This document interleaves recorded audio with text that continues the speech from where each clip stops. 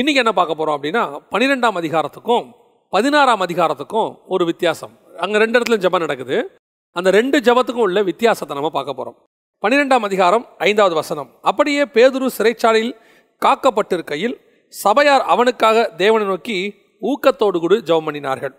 இன்னொன்று 16வது அதிகாரம் 25வது வசனம். நடு ராத்திரியிலே பவுலும் சீலாவும் ஜெபம் பண்ணி தேவனை துதித்து பாடினார்கள். காவலில் வைக்கப்பட்டவர்கள் அதை கேட்டு கொண்டிருந்தார்கள். நல்லா கவனிங்க, இந்த 2 ஜெபத்துக்கும் உள்ளதான வித்தியாசம். பேதுரு சிறைச்சாலையில் வைக்கப்பட்டார். பேதுருவை விடுதலையாக்கும்படிக்கு ஜனங்கள் ஜெபம் பண்ணினார்கள். இங்கே பவுல் சிறைச்சாலையில் வைக்கப்பட்டார். பவுலும் சீலாவும் அங்கே அவர்கள் ஜெபித்து பாடிக்கொண்டிருந்தார்கள், துதித்து பாடித்து கொண்டிருந்தார்கள். இது 2த்துக்கும் என்ன வித்தியாசம் அப்படின்னு கேட்டிங்கன்னா, இங்கே ரொம்ப சகஜமாக நான் ரொம்ப சொல்லுவேன். நான் சில விஷயங்களை ரொம்ப ஆச்சரியமாக பார்ப்பேன். என்ன அப்படின்னு கேட்டிங்கன்னா, பைபிளில் இந்த தூங்குனவங்க லிஸ்ட்டில் ரொம்ப வித்தியாசமாக தூங்குனவங்க கொஞ்சம் பேர் இருக்கிறாங்க. ஒன்று யோனா தூங்குனது, இன்னொன்று இயேசு கிறிஸ்து படகுல தூங்குனது, இன்னொன்று சூரச்செடிக்கு கீழே எலியா தூங்குனது. இப்போ இங்கே 12ஆம் அதிகாரத்தில் பேதுரு தூங்குனது. 4 அடுக்கு காவல் போட்டு பேதுருவை பத்திரமா பார்த்துக்கிட்டு இருக்கிறாங்க. ஆனால் பேதுரு படுத்து நிம்மதியாக தூங்கிட்டு இருக்கிறார். இப்போ இவர் தூங்குனது தப்பா சரியா அப்படிங்கிற கான்செப்டுக்கே நான் வரல. ஆனால் நடந்தது என்ன? பேதுரு சிறைச்சாலையில் இருக்கும்போது ஜனங்கள் ஜெபம் பண்ணினார்கள். பேதுருவுக்கு விடுதலை கிடைத்தது. ஆனால் பவுல் சிறைச்சாலையில் இருக்கும்போது ஜனங்கள் ஜெபிச்சாங்களான்னு தெரியாது, அங்கே இல்லை. ஆனால் பவுல் ஜெபம் பண்ணினார். இங்கே விடுதலை பவுலுக்கு கிடைக்கவில்லை. நல்லா தெரிஞ்சுக்கொள்ளுங்க. உடனடியாக அந்த ராத்திரியிலேயே பேதுருவை கொண்டாந்து வெளியே விட்டுட்டு போயிட்டாங்க. ஆனால் இங்கே பவுலை விட்டுட்டு போல, பவுல் சிறைச்சாலைக்குள்ளே இருக்கிறார். ஆனால் 2 இடத்திலும் ஒரு காரியம் நடைபெறுகிறது. இங்கே விசுவாசிகள் ஜெபம் பண்ணார்கள், சிறைச்சாலையின் கதவுகள் திறந்தது பேதுருவுக்கு. அங்கே பவுல் ஜெபம் பண்ணினார், சிறைச்சாலையின் கதவுகள் திறந்தது. 2மே சிறைச்சாலை கதவு திறந்திருக்கு. அப்போ இதில் நமக்கு ஒரு விஷயம் நல்லா தெரியுது. நாம் ஜெபம் பண்ணும் போது, நாம் ஜெபம் பண்ணாலோ அல்லது நமக்கு யார் ஜெபம் பண்ணாலோ, நமக்கு சிறைச்சாலையினுடைய கதவுகள் கண்டிப்பாக திறக்கும். சிறைச்சாலையினுடைய கதவுகளை திறப்பதற்கு ஜெபம் ஒரு மிக முக்கியமான டூல் அப்படின்னு நம்ம பார்க்கிறோம். இப்போது யோபுவின் நண்பர்களை குறித்து பார்க்கிறோம். யோபுவின் நண்பர்கள் யோபுக்கு அகைன்ஸ்டாக பேசுகிறாங்க. இப்போ கர்த்தர் அந்த நண்பர்களை பார்த்து சொல்கிறாரு, நீங்கள் நண்பனாகிய யோபுவை போல நிதானமாய் பேசவில்லை. இப்போ நீங்கள் யோபுகிட்ட போங்க, அவன் உங்களுக்காக வேண்டுதல் செய்வான். வசனம் சொல்லுது, கர்த்தர் யோபுவின் முகத்தை பார்த்தார். இப்போ யோபு ஜெபம் பண்ணினார். கர்த்தர் யோபுவின் சிறையிருப்பை மாற்றினார். ரொம்ப அழகாக அந்த வசனத்தை நீங்கள் பார்த்தீங்கன்னு சொன்னால் தெளிவாக இருக்கும். யோபுவின் புஸ்தகம் 42ஆம் அதிகாரம் 10வது வசனம். யோபு தன் சிநேகிதருக்காக வேண்டுதல் செய்த போது கர்த்தர் அவன் சிறையிருப்பை மாற்றினார். அதான் ரொம்ப முக்கியமான வாசம். அப்போது யோபு நண்பர்களாக ஜெபம் பண்ணுறாரு. அப்போ அந்த ஜெபம் சிறையிருப்பை மாற்றுது. அதான் சொல்கிறேன். இங்கே பேதுரு சிறையிருப்புக்குள்ளே இருக்கிறாரு, அங்கே பவுல் சிறையிருப்புக்குள்ளே இருக்கிறார். அப்போ அந்த சிறையிருப்பை மாற்றுவதற்கு ஜெபம் ரொம்ப அவசியம். இப்போ நீங்கள் கேட்கலாம், அப்போ நாங்கள் ஜெயிலில் இருக்கணுமா? இல்லை. சிறையிருப்புக்கு ஒப்பாக சில சகோதரிமார்கள் சொல்லுவாங்க, இந்த குடும்ப வாழ்க்கையில் ஜெயிலில் இருக்கிற மாதிரி இருக்கிறேன் அப்படிம்பாங்க. உண்மை, அவர்களுக்கு அமைந்த வாழ்க்கை அப்படிப்பட்ட ஒரு வாழ்க்கையாக இருக்கும். என்ன காரணம் அப்படின்னு கேட்டிங்கன்னு சொன்னால், அவர்களுக்கு வளைந்த கணவன் அப்படிப்பட்டவராக இருப்பார், இல்லை அந்த குடும்பத்தார் அப்படிப்பட்டவங்களாக இருப்பாங்க, சிறைச்சாலையில் இருக்கிற மாதிரி இருக்கும்.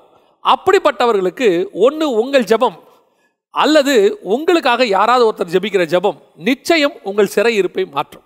எத்தனை நாட்கள் இந்த சிறையிருப்பு, எத்தனை நாட்கள் நான் உள்ளே இருக்கணும், எனக்கு இப்படி ஒரு வாழ்க்கையா அப்படின்னு சொல்லுவாங்க. சிலர்லாம் பார்த்தீங்கன்னா நமக்கு சொல்லுவாங்க இல்லையா, கிளியை பிடிச்சி கூண்டில் வச்சுருக்காங்க, அது நல்லா தான் பாடுது ஆனால் ஜெயிலுக்குள்ளே இருக்குதுன்னு. அந்த மாதிரி தான் வாழ்க்கை. நல்லா இருக்கும், பார்க்குறவங்கெல்லாம் சொல்லுவாங்க, நல்லா ஆசீர்வாதமாக இருக்கிற, உனக்கு என்ன கவலை, எங்கள் அக்கா தங்கச்சிங்கள்லேயே உனக்கு தான் நல்ல வாழ்க்கை இருக்குது அப்படின்னு சொல்லுவாங்க. ஆனால் உள்ளே பார்த்தா தான் தெரியும் அவங்க ஜெயிலுக்குள்ளே இருக்கிறது. சில நேரத்தில் வெளியே நமக்கு ஒன்றுமே தெரியாது. அதே மாதிரி ஆண்களுக்கும் இருக்குது. நம்ம நிறைய சகோதரர்களை நினைக்கிறோம் இல்லையா, வெளிநாட்டில் வேலை செய்கிறாரு, அவருக்கு என்னங்க ஆயிரக்கணக்கில் சம்பாதிக்கிறார், லட்சக்கணக்கில் சம்பாதிக்கிறார், வீடெல்லாம் கட்டிட்டாரு. ஆனால் அந்த மனுஷனோட போய் நீங்கள் தங்கி பாருங்கள், சவுதி அரேபியா போன்ற தேசங்களில் அங்கே வேலை செய்கிறவங்களோட பாருங்கள், அந்த வெயிலில் அவங்க படுற அவஸ்தை, அங்கே முதலாளிங்கிட்ட அவங்க படுற அவஸ்தை, அந்த சம்பளத்தை வாங்குறதுக்குள்ளே அவங்க படுற பாடு. ஏன் மலேசியா போன்ற நாடுகளில் ரெஸ்டாரண்ட்டுக்கு வேலைக்கு போகிறவங்கள நான் பார்த்துருக்குறேன். அங்கே இருக்கிறவங்கள சிங்கப்பூர்லலாம் கிட்டத்தட்ட 18 மணி நேரம் 20 மணி நேரம் வேலை செய்கிறவங்களா இருக்கிறாங்க. அவங்க இங்கே வருஷத்துக்கு ஒரு தடவை வரும்போது சந்தோஷமாக வரும்போது நம்ம என்னமோ அவங்க ரொம்ப ஜாலியாக இருக்கிறாங்கன்னு நினைக்கிறோம். சிறையிருப்பு, இந்த சிறையிருப்பு மாறும். பல நேரங்களில் அந்த சிறையிருப்பை அவங்க சகிச்சுக்கிறாங்க.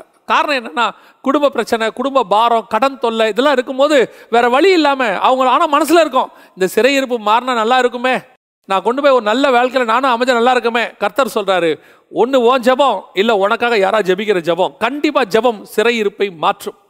யோபினுடைய ஜெபம் சிறையிருப்பை மாற்றினது. பேதுருக்காக ஜெபித்த ஜெபம் சிறையிருப்பை மாற்றினது. பவுலுடைய ஜெபம் சிறையிருப்பை துறந்து கொடுத்தது. சிறை திறக்கும். கர்த்தர் உனக்கு ஒரு விடுதலையை கட்டளையிடுவார். இந்த காலை வேளையிலே நீ ஜெபிக்கிற ஜெபம் வீணாய் போகவே போகாது. கர்த்தர் நிச்சயமாக உன்னை விடுதலையாக்குவார். ஒன்று உனக்காக நீ ஜெபிக்கிற ஜெபமோ, இல்லை யாராவது உனக்காக ஜெபம் பண்ணிக்கிட்டு இருப்பாங்க. இதுபடி ஒரு ஊழியங்களே இருக்கு. அடுத்தவருடைய குடும்பத்தில் இருக்கிற பிரச்சனையை சால்வ் பண்ணணும்னு ஜெபிக்கிறவங்க எத்தனையோ பேர் இருக்கிறாங்க. அவங்களோட ஜெபங்களுக்கு கர்த்தர் பதில் கொடுத்துக்கிட்டு இருக்கிறார். சீக்கிரத்தில் உன் சிறையிருப்பு திருப்பப்படும். இது ஒன்று. ஆனால் நம்ம எடுக்க வேண்டிய மிக முக்கியமான விஷயம் என்ன அப்படின்னு கேட்டிங்கன்னா, ஒருவேளை இந்த பேதுருவின் ஜெபம், பேதுரு தூங்கிட்டு இருக்கிறார் இல்லையா, இந்த பேதுரு ஜெபிச்சிருந்தா என்ன ஆயிருக்கும்? சிறையிருப்பு நேரத்தில் பல நேரங்களில் இந்த தூக்கம் வருது பார்த்தீங்களா? இந்த தூக்கம் ஏன் வருது? நான் பார்க்கும்போது எலியா நல்லா தூங்குவார். சரி, அந்த சூரச்செடி கீழே படுத்து தூங்குவார். தூங்கும்போது அவர் சொல்கிற வார்த்தை என்ன தெரியுமா? போதும் கர்த்தாவே, நான் சாகிறேன், நான் என் பிதாக்களை பார்க்கலாம் நல்லவன் இல்லை, நான் போய் சாகிறேன் அப்படிம்பார். அப்படி சாகிறேன்னு சொன்னவர் எப்படி படுத்து தூங்குறாரு? இப்போ இவரை பிடிச்சி அடிச்சிருக்கிறாங்க, எப்படி இவரால் தூங்க முடியுது அப்படின்னு கேட்டிங்கன்னு சொன்னால், பல நேரங்களில் இந்த சரீரம் டயர்டாகும் போது ஒரு தூக்கம் ஒன்று வரும். அது சரீரம் டயர்டாகி தூங்குது. அதுக்கு மேலே அந்த சரீரத்தால் வேலை பார்க்க முடியாது, கண்ணெல்லாம் அப்படியே மூடிட்டு வரும். அது ஒன்று இருக்குது. ஆனால் ரெண்டாவது இருக்குது, ஆத்மா டயர்டாகும் போது தூக்கம் வரும். பயங்கரமான டிப்ரெஷனுக்குள்ளே போகும்போது, ரொம்ப துக்கத்துக்குள்ளே போகும்போது, அவனை காப்பாற்றுறதுக்கு கர்த்தர் கொடுத்துருக்கிற மிகப்பெரிய கிஃப்ட் தான் அந்த தூக்கம். எப்படா இவ்வளோ துக்கத்தில் நீ தூங்குற அப்படின்னா, அவன் தூங்கலைன்னா அவனுக்கு பைத்தியம் முடிச்சிடும். அவன் தூங்கலைன்னா அவன் வேற மாதிரி ஆயிடுவான், புத்தி பேதலிச்சிடும். அதனால் கர்த்தர் அவனுக்கு அந்த நேரத்தில் ஒரு தூக்கத்தை கட்டளையிடுவார். ஏன்? நாளைக்கு இந்நேரம் அவன் தலை போக போதுன்னு போது அவன் படுத்து தூங்குறான். எப்படி தூக்கம் வரும்? அவன் தூங்காவிட்டால் அவன் பயத்தினுடைய உச்சத்தில் இருக்கான், டிப்ரெஷன். இப்போ பேதுரு நாளைக்கு என்ன நடக்கும் தெரியாது, சங்கத்தில் பிடிச்சி வச்சாச்சு, நாளைக்கு இந்நேரம் இவனை க்ளோஸ் பண்ணுன்னு சொல்லியாச்சு. இப்போ படுத்து நம்ம தூங்குறாரு. அப்போ நம்மளாம் நினைக்கிறோம், பேதுரு படுத்து தூங்குறாரு, எப்படி நிம்மதியாக தூக்கம் வரும்? இல்லைங்க, பேதுருக்கு டிப்ரெஷனுடைய உச்சம். இதுக்கு மேலே என்ன, நாளைக்கு சாக போகிறோம், அவ்வளோதான், கர்த்தர் கொடுத்த தூக்கம். ஆனால் பவுல் அப்படி அல்ல. பவுல் ரொம்ப டிஃபரெண்ட். பவுலுடைய ஜெபம், இந்த நேரத்தில் அடிச்சிருக்காங்க, தொழுமரத்தில் கட்டி இருக்கிறாங்க, ஏறக்குறைய அரை நிர்வாணமாக இருக்கிறாரு. இந்த சூழ்நிலையில் பவுலும் சீலாவும் ஜெபம் பண்ணி துதித்து பாடினார்கள். அப்படின்னா என்ன அர்த்தம் அப்படின்னு கேட்டிங்கன்னா, அந்த உபத்திரவத்தின் நேரத்தில், சிறையிருப்பின் நேரத்தில் அடி வாங்கினா என்ன பெயின் இருக்கும் யோசித்து பாருங்க. நம்ம எல்லாருக்கும் தெரியும் அடி வாங்கினா என்ன பெயின் இருக்கும். இன்னைக்கு சும்மா கால் இடிச்சிட்டாலே காலை தூக்கி மேலே வச்சுக்கிட்டு 3 நாளைக்கு எழுந்திரிக்க மாக்குறாங்க. ஒரு முட்டி இடிச்சிட்டா, ஒரு சின்ன ஒரு ஆக்சிடென்ட், ஒரு நெத்தியில் அடிபட்டுருச்சு, தலையில் கட்டை போட்டுக்கிட்டு நம்ம 3 நாள் 4 நாள் 1 வாரம் ரெஸ்ட் எடுக்கிறோம். அவன் பாருங்க, அந்த அடி அடிச்சிருக்காங்க. அன்னைக்கு ராத்திரி அவன் துதித்து பாடினான், ஜெபம் பண்ணினான். என்ன காரணம்? ஏன் ஜெபம் பண்ணோம்? எதுக்காக ஜெபம் பண்ணோம்? கர்த்தாவே எங்களை விடுதலையாக்கணும் ஜெபம் பண்ணானா? இல்லை. நல்ல வசனத்தை கவனிங்க. அந்த வசனம் சொல்லுது, நடுராத்திரியிலே பவுலும் சீலாவும் ஜெபம் பண்ணி தேவனை துதித்து பாடினார்கள். என்ன துதித்து பாடியிருப்பாங்க? நல்லா கவனிச்சுக்கொள்ளுங்க. அதுக்கு அடுத்த லைன் தான் ரொம்ப முக்கியம். காவலில் வைக்கப்பட்டவர்கள் அதை கேட்டு கொண்டிருந்தார்கள். இதுதான் காஸ்பல். இந்த துதித்து பாடுதலுக்கு பின்னாடி என்ன இருக்கு தெரியுமா? ஒரு காஸ்பல் இருக்கு. என்ன காஸ்பல்? இத்தனை பேரும் ஜெயிலில் இருக்கோம், இத்தனை பேரும் நம்ம வேதனையில் இருக்கிறோம், நம்ம எல்லாம் தண்டனை அனுபவிச்சுக்கிட்டு இருக்கோம். இந்த தண்டனையில ஒருத்தன் சந்தோஷமா துதிச்சு பாடுறான் பாரு, அதுவும் நைட்டு நடுராத்திரி. எப்படி முடியுது? என்ன நடக்குது? எல்லாருக்கும் வேதனை உண்டு. அந்த வேதனைக்கு நடுவில் உன் மேல இருக்கிற ஒரு சந்தோஷம் இருக்குல்ல, கர்த்தர் கொடுத்திருக்கிறதான சந்தோஷம் இருக்குல்ல, அவைகளுக்கு நடுவில் நீ பாடுறல்ல, அதுதான் மிகப்பெரிய காஸ்பல். உலகம் அதை தான் பார்த்துட்டு இருக்குது. இவ்வளோ வேதனைகளுக்கு மத்தியிலையும் நீ எப்படி கர்த்தரை துதிக்க முடியுது? இவ்வளோ பிரச்சனைகளுக்கு மத்தியிலையும் உன்னால் எப்படி இந்த பாட்டை பாட முடியுது? நான் இந்த ஊழியத்துக்கு வந்த புதுசில், ஊழியத்துக்காக ஆண்டவர் என்னை அழைச்ச போது நான் வந்துட்டேன். வந்தபோது எனக்கு ஒரு வருஷத்துக்கு ஊழியமே இல்லை. அப்பொழுது ஆண்டவரை ஏற்றுக்கொள்ளாத நண்பர் ஒருவர் இருந்தார். அவரும் நானும் தான் காலையில் எங்கேயாவது வெளியே போகுவோம். அவருக்கும் ஒரு பிள்ளை இருந்தது, எனக்கும் ஒரு பிள்ளை.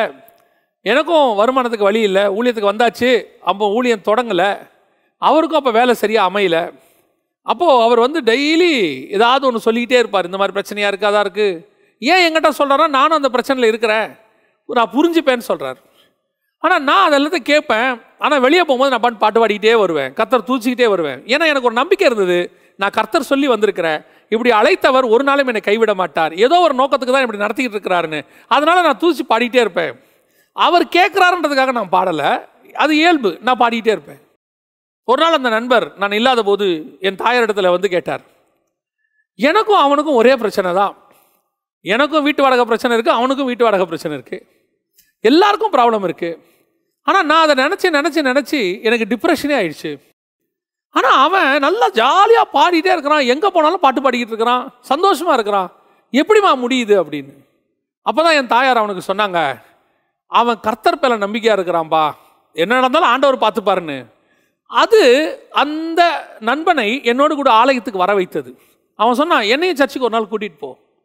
அதைத்தான் நான் சொல்ல வரேன். நீங்களே காஸ்பல். அந்த பிரச்சனைக்கு நடுவில் நீங்கள் ஜெபம் பண்ணி பாடுறீங்க பார்த்தீங்களா, அந்த உபத்திரவத்துக்கு நடுவில் உங்கள் முகத்தில் ஒரு சந்தோஷம் இருக்குது பார்த்தீங்களா, அதைத்தான் இந்த உலகம் பார்த்துக்கிட்டு இருக்கு. அவன் கேட்பான், எப்படி உன்னால் தூச்சி பாட முடியுது, எப்படி நீ இவ்வளோ சந்தோஷமாக இருக்கிற. சிலர் சொல்லுவாங்க, எனக்கு இருந்த பிரச்சனையில் எனக்கு சுகர் வந்து பிபி வந்து எல்லாம் வந்துருச்சு. அவங்கள போய் கேட்டால் அவங்க சொல்லுவாங்க, அவங்கக்கிட்ட 1000 காரணம் இருக்கும். ஏன் இப்படி இவ்வளோ வியாதி உடம்பை பார்த்துக்காம விட்டுட்டீங்களே, நான் கடந்து வந்த பாதையெல்லாம் கேட்டிங்கன்னா அவ்வளோ கஷ்டம், கண்ணீர், இதில் சுகரோடு போனதே பெரிய விஷயம்பான். ஆனால் நீங்கள் ஒரு ஊழியக்காரனையோ அல்லது விசுவாசியோ அவன் கடந்து வந்த பாதையில் உட்கார வச்சு கேட்டு பாருங்கள், எவ்வளோ உபத்திரவம், எவ்வளோ வேதனை, எவ்வளோ இல்லாமை, அவைகளுக்கு நடுவிலையும் கர்த்தர் அவனை சுகபத்திரமாய் பாதுகாத்திருப்பார். ஒரு வியாதி இல்லாமல் சந்தோஷமா எப்படி முடியுது? இதுக்கு காரணம் அந்த கர்த்தரை துதித்து பாடுதல். அந்த உபத்திரவத்துக்கு நேரத்தில் நீ பண்ணுற ஜெபம். டிப்ரெஷன் உச்சத்தில் பேதுரு தூங்குறாரு, ஆனால் டிப்ரெஷனுடைய உச்சத்தில் அடித்து, அதுக்கு முந்தின வசனம் சொல்லுது, அவர்கள் கால்களை தொழுமரத்தில் மாட்டி வைத்தான். காலை கட்டிட்டானாம். எப்படி இருக்கும் யோசித்து பாருங்க. தொழுமரம்னா நடுவில் ஒரு மரம் இருக்கும், மாட்டி வச்சாச்சு. இவைகளுக்கு நடுவில் 2 கையும் 2 காலும் நல்லா இருக்கும் போதே சர்ச்சில் துதித்து பாடாத ஒரு குரூப் வந்து படுத்து தூங்குது. ஆமாம், ஆராதனை சொன்னால் ஒருத்தர் படுத்து தூங்கிட்டு இருப்பாங்க. ஆனால் கால்களை மாட்டின பிறகு அந்த உபத்திரவத்துக்கு மத்தியில் அவன் சந்தோஷமாக பாடுகிறான். எதுக்கு தெரியுமா? உன்னை சுற்றி ஒரு கூட்டம் பார்த்துக்கிட்டே இருக்கு, உன்னுடைய உபத்திரவத்தை பார்த்துக்கிட்டே இருக்கு, உன் கண்ணீரை பார்த்துக்கிட்டே இருக்கு. அந்த ஜெபம் ஒரு மிகப்பெரிய எழுப்புதலை கொண்டு வரும். பேதுருவின் ஜெபம் அதே சிறைச்சாலையில் மரணத்தை கொண்டு வந்தது. பேதுரு தூங்கிட்டு இருந்தாரு, ஜனங்க ஜெபம் பண்ணாங்க, பேதுரு விடுதலையாக்கப்பட்டார். அதில் எந்த மாற்று கருத்தும் இல்லை. ஆனால் பேதுரு விடுதலையான உடனே அவரை தப்பி போக வச்சுட்டாங்கன்னு சொல்லி காவலர்களை கொலை செய்தார்கள். ஆனால் இங்கே பவுல் ஜெபம் பண்ணும் போது அந்த சிறைச்சாலை கதவு திறக்குது. இப்போ அந்த சிறைச்சாலை அதிகாரி வரான், வந்து பார்க்குறான், ஐயோ எல்லாம் தப்பிச்சு போயிட்டாங்கன்னு நினச்சிட்டு தன்னை மாய்த்து கொள்ள பார்க்குறான். அப்பொழுது பவுல் சொல்கிறாரு, உனக்கு ஒன்றும் செய்யாதே, நாங்கள் எங்கேயும் போல, இங்கே தான் இருக்கோம், எல்லாருமே இங்கே தான் இருக்கோம். இப்போ யோசிச்சு பாருங்க, ஒரு திருடன் கூட தப்பிச்சு போல, கூட இருந்தவங்க கூட போல. எப்படி? ஏன் அவனும் போல? இந்த துதித்து பாடுதல் அந்த ராத்திரியில மிகப்பெரிய எழுப்புதலை ஒரு குரூசேடே நடத்தி முடிச்சுட்டான் அவன். அந்த இடத்துல குரூசேட் நடந்தது மட்டும் இல்ல, நீயும் உன் வீட்டாரும் ரட்சிக்கப்படுவீர்கள். வசனம் சொல்லுது, அவனும் அவன் வீட்டாரும் அந்த ராத்திரியிலே ஞானசானம் எடுத்தார்கள். எப்படி பாருங்க, இதுதான் எழுப்புதல். உபத்திரவத்துக்கு மத்தியிலே நீ பண்ணுகிற ஜெபம் ஒரு எழுப்புதலை கொண்டு வரும். இன்னைக்கு நாம என்ன சொல்றோம்? ஜெபம் பண்ண முடியாது, படுத்து தூங்கலாம். ஏன்? இந்த வேதனையில் நான் படுத்து தூங்கினாதான் என்னால் சரி வரும். நான் இவ்வளோ பிரச்சனை இருக்க நீங்கள் சொல்கிறீங்க. சரி, ஒரு ஊழியக்காரரை 2 சம்பவத்தை நான் சொல்லிட்டு முடிக்க விரும்புகிறேன். ஒரு விசுவாசி ஒரு முறை மிகுந்த வியாதிப்பட்டு அவர் ஹாஸ்பிட்டலுக்கு போனார். அவருக்கு ரொம்ப ஆச்சரியம், எனக்கு நல்லா தானே இருந்தேன், ஏன் கர்த்தர் எனக்கு இந்த அனுமதியை கொடுத்தாரு, ஏன் இப்படி எனக்கு வியாதி வந்தது? அவர் தெய்வீக சுகத்தை நம்புகிறவர், ஆனால் வியாதி வந்துட்டது. அவர் வீட்டாரெல்லாம் சேர்ந்து அவரை ஹாஸ்பிட்டலுக்கு வலுக்கட்டாயமாக கூட்டிகிட்டு போயிட்டாங்க. ஸோ அவர் அங்கே போய் இருக்கிறார். ஏன் எனக்கு இந்த வியாதி வந்தது அப்படின்னு அவர் இருக்கிறாரு. முதல் நாள் ஹாஸ்பிட்டலில் படுத்திருக்கிறாரு. 2வது நாள் பக்கத்து பெட்டுக்காரங்கிட்ட பேச ஆரம்பித்தார். 3வது நாள் அவர்களுக்காக இவர் ஜெபிக்க ஆரம்பித்தார். அந்த வார்டில் இருந்த 16 பெட்டு அத்தனை பேருக்கும் சுவிசேஷம் போச்சு. அத்தனை பேருக்கும் காஸ்பல் சொன்னார். அதில் ஒரு சிலர் ஹீலானாங்க. இவர் 3 நாளில் வெளியே வரத்துக்குள்ளேயே 16 பேருக்கு மேலே காஸ்பலை சொல்லி அதில் 2-3 பேர் ஆண்டவரை ஏற்றுக்கொண்டு இப்போ அவர் வெளியே வரும்போது சாட்சி சொன்னாரு, நான் அந்த உபத்திரவத்தின் மத்தியில் பெட்டில் படுத்திருக்கும் போது கர்த்தர் ஏன் கொண்டு போனார்னு கண்டுபிடிச்சேன். காரணம், நான் ஜெயிலுக்குள்ள போனதுக்கு காரணம், நான் பெட்டுக்குள்ள ஹாஸ்பிட்டலுக்கு போனதுக்கு காரணம், என்னை சுற்றி ஒரு கூட்டம் ரட்சிக்கப்பட வேண்டியிருக்கு. அதுதான் அந்த ஜெபம், அங்கே பண்ணுற ஜெபம். ஏன் என்னை கொண்டு போய் இந்த உபத்திரவத்தில் வச்சிருக்கிறாரு? ஏன் என்னை கொண்டு போய் இந்த வேதனையில் வச்சிருக்கிறாரு? நான் சிறைச்சாலைக்குள்ள இருக்கிறேனே, உன்னை சுற்றி ஒரு கூட்டம் உன்னை பார்த்துக்கிட்டே இருக்குது. அவைகளுக்கு நடுவில் உன்னுடைய ஜெபம், உன்னுடைய துதித்து பாடுதல், உன்னுடைய சந்தோஷம், எல்லாரும் துக்கமாக இருக்கும்போது நீ களிப்பா இருக்கிறீங்க, சந்தோஷமா இருக்கிறீங்களே, அதை பார்க்கவே ஒரு கூட்டம் ரட்சிக்கப்பட போகிறது. அதுக்கு தான் கர்த்தர் உங்களை அந்த சிறைச்சாலைக்குள்ளே வச்சிருக்கிறார். ரெண்டாவதாக, ஒரு தேவ ஊழியரை காரணம் இல்லாமல் அரெஸ்ட் பண்ணினாங்க. காரணம் இல்லாமல் அரெஸ்ட் பண்ணி கொண்டு போயிட்டு அவரை ஜெயிலில் கொண்டு போய் வச்சாங்க, ஒரு பெரிய சிறைச்சாலையில் கொண்டு போய் வச்சாங்க. அப்போ அவரை கொண்டு போகும்போது அவர் சொன்னார், எனக்கு ஒரே ஒரு பைபிள் மட்டும் கொடுங்க, நான் வேறு எதுவும் எடுத்துகிட்டு போக விரும்பலைன்னு கொண்டுட்டேன். ஜெயிலுக்கு போனார், பைபிளை மட்டும் எடுத்துகிட்டு போனார். கிட்டத்தட்ட 15 நாள் அவரை ஜெயிலுக்குள்ளே வச்சுருந்தாங்க. இது போலீஸ் ஸ்டேஷனுக்குள்ளே இல்லை, சிறைச்சாலையில். அங்கே பெரிய சிறைச்சாலை, அங்கே நூற்றுக்கணக்கான கைதிகள். 15 நாள் அங்கே இருந்தார். அந்த 15 நாளுக்கு அவர் மேலே உள்ள கேஸ் ஒன்றுமில்லைன்னு ஆயிடுச்சு. அது ஒரு பொய்யான வழக்கு. அந்த ஊழியக்காரர் மேலே அங்கே சுற்றி உள்ளவங்க பொய்யா சொல்லியிருக்கிறாங்க, நிரூபணமாகி அவர் விடுதலை பண்ணாங்க 15 நாளில். 15 நாள் கழித்து அவர் வெளியே வந்தார். அப்பொழுது விசுவாசிகள்லாம் கேட்டாங்க, எதுக்கு பாஸ்டர் உங்களுக்கு இந்த நிலைமை? ஏன் உங்களை ஆண்டவர் இந்த மாதிரி அனுமதி கொடுத்தாரு? ஏன் உங்களை இப்படி ஜெயிலுக்கு போக அனுமதி கொடுத்தாரு அப்படின்னு கேட்டபோது, அந்த ஊழியர் அந்த வார ஞாயிற்றுக்கிழமை ஆராதனையில் தன்னுடைய செய்தியில் அந்த சாட்சியை சொன்னார். அவர் சொன்னார், கர்த்தர் என்னை ஜெயிலுக்கு கொண்டு போனதுக்காக நான் கர்த்தரை ஸ்தோத்திரம் பண்ணுகிறேன். காரணம் என்ன தெரியுமா? நான் ஜெயிலில் இருந்த அந்த 15 நாளில் கிட்டத்தட்ட 100 பேருக்கு மேலே நான் காஸ்பல் சொல்லியிருக்கிறேன். 15 பேருக்கு மேலே ஞானஸ்தானத்துக்கு ஒப்பு கொடுத்தாங்க. நாங்கள் விடுதலையாகி வந்த உடனே ஞானஸ்தானம் எடுப்போம்னு சொல்லியிருக்கிறாங்க. கடைசியாக நான் 15ஆம் நாள் கிளம்பும் போது அங்கே சுற்றி இருந்தவங்களாம் சொன்னாங்க, ஐயா உங்களை இங்கிருந்து போக வேணான்னு சொல்கிறதுக்கு எங்களுக்கு மனசு வரல, ஏன்னா இது ஜெயிலு. ஆனால் நீங்கள் எங்கள் கூட இருக்கணும்னு நாங்கள் ஆசைப்படுறோம். நீங்கள் இருக்கும்போது நாங்கள் இதை ஒரு தேவாலயமாகவே பார்க்குறோன்னு சொன்னாங்க. இதுதான் கர்த்தர் சிறைச்சாலையில் உன்னை வைத்ததுக்கான நோக்கம்.